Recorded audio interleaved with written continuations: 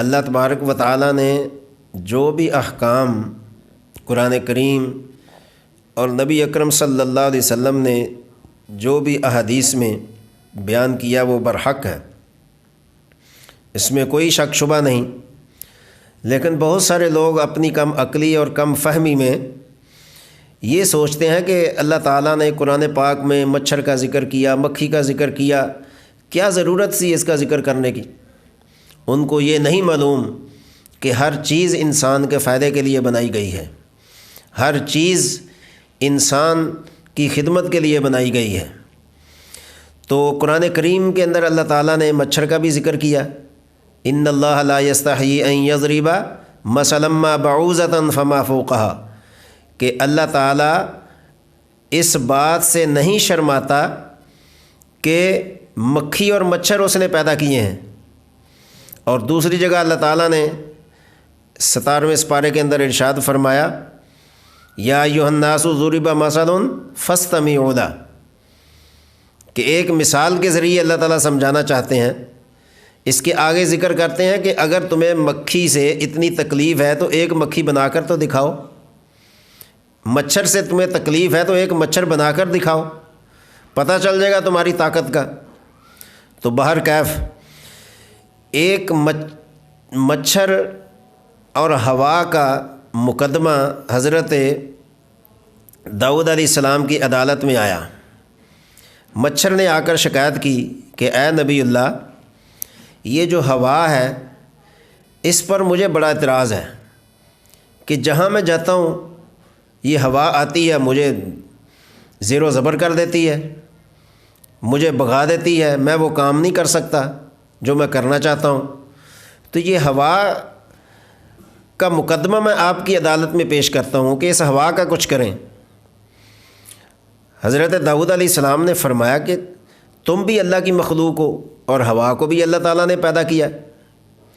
لیکن مچھر اس بات پر بضد تھا کہ جب میں کسی انسان کے کان میں جا کر اپنی خواہش پوری کرنے لگتا ہوں کہ اس کا خون چوس کر میں اپنی صحت بنانا چاہتا ہوں، تو یہ ہوا اچانک آتی ہے کہ مجھے وہاں رکنے نہیں دیتی، میں فوراً وہاں سے بھاگ جاتا ہوں، روک نہیں سکتا۔ تو یہ ہوا کو سمجھائیں کہ ہوا کی میرے ساتھ کیا دشمنی ہے؟ تو اللہ کے نبی داؤد علیہ السلام نے فرمایا کہ ٹھیک ہے، تو نے اپنی بات مکمل کر لی، دعویٰ کر دیا تو نے، اب ہم مدعا علیہ کو بھی بلاتے ہیں، یعنی ہوا کو بھی بلاتے ہیں، اس کی بات بھی سنتے ہیں، پھر فیصلہ کریں گے۔ کیونکہ جب تک فریقین کی بات نہ سنی جائے تب تک فیصلہ کرنا تو بہت مشکل ناممکن ہوتا ہے۔ تو ہوا کو بلاتے ہیں، ہم فیصلہ کر دیتے ہیں آپ کا۔ تو داؤد علیہ السلام چونکہ ہر چیز کے بادشاہ تھے، اللہ تعالیٰ نے ہر چیز کو ان کے ہاتھ مسخر کیا تھا، تو ہوا کو حضرت داؤد علیہ السلام نے بلایا اور بلا کر جب ہوا آئی نبی کے پاس تو مچھر بھاگ گیا۔ تو داؤد علیہ السلام نے سوچا کہ یہ ہم نے ہوا کو بلایا تاکہ اس سامنے ہوا بھی اپنا دعویٰ پیش کرے، تو یہ مچھر بھاگ گیا۔ تو ہوا نے حضرت داؤد علیہ السلام کی خدمت میں جب حاضر ہوئی تو فرمانے لگی کہ اے اللہ کے نبی، آپ نے مجھے کس لیے بلایا؟ فرمایا کہ میں نے اس لیے بلایا کہ مچھر نے ایک دعویٰ کیا ہے، وہ کہتا ہے کہ ہوا کو میرے ساتھ کیا دشمنی ہے، مجھے اپنی خواہش پوری کرنے نہیں دیتی، مجھے کسی انسان کا خون نہیں چوسنے دیتی، جب میں بیٹھنے لگتا ہوں تو ہوا آ جاتی ہے، مجھے اڑا دیتی ہے، میرا رکنا مشکل ہو جاتا ہے۔ تو ہوا نے کہا کہ اے اللہ کے نبی، مچھر کو بلائیے میرے سامنے۔ تو جب اللہ کے نبی داؤد علیہ السلام نے دیکھا کہ مچھر تو ہے نہیں، آپ نے ہوا کو واپس کر دیا، فرمایا آپ جاؤ، میں مچھر کو بلاتا ہوں۔ تو جب ہوا چلی گئی تو مچھر آ گیا۔ تو حضرت داؤد علیہ السلام نے فرمایا کہ بھائی ہوا کو بلایا تھا کہ تیرے سامنے وہ اپنی بات کرے کہ وہ کیوں اڑا دیتی ہے آپ کو، تو بھاگ گیا۔